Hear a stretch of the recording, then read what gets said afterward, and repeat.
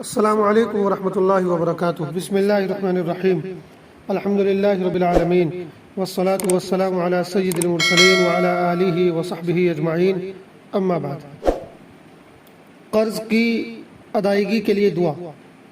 اگر کسی پر قرض ہو اور اس کو وہ ادا نہ کر پا رہا ہو تو اس دعا کا وہ اہتمام کرے، انشاءاللہ اس کا قرض ادا ہو جائے گا اور ادا ہونے کی کوئی سبیل پیدا ہو جائے گی۔ حضرت علی رضی اللہ تعالیٰ عنہ نے ایک غلام سے کہا جس نے آپ سے یہ کہا کہ میں اپنا قرض ادا نہیں کر پا رہا ہوں تو میری مدد کیجیے، تو حضرت علی نے اس سے کہا کیا میں تجھے ایسے کلمات نہ سکھاؤں جو مجھے رسول اللہ صلی اللہ علیہ وسلم نے سکھائے تھے؟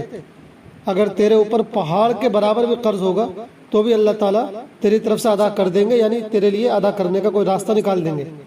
وہ کلمات یہ ہیں، یہ پڑھا کرو تو انشاءاللہ تمہارے قرض کے ادا ہونے کا راستہ کوئی نہ کوئی نکل آئے گا۔ اللہم اکفنی بحلالک عن حرامک واغننی بفضلک عمن سواک۔ اللہم اکفنی بحلالک عن حرامک واغننی بفضلک عمن سواک۔ اللہم اکفنی بحلالک عن حرامک واغننی بفضلک عمن سواک۔ یہ حدیث ترمذی شریف کے اندر آئی ہے، حدیث نمبر ہے 3563۔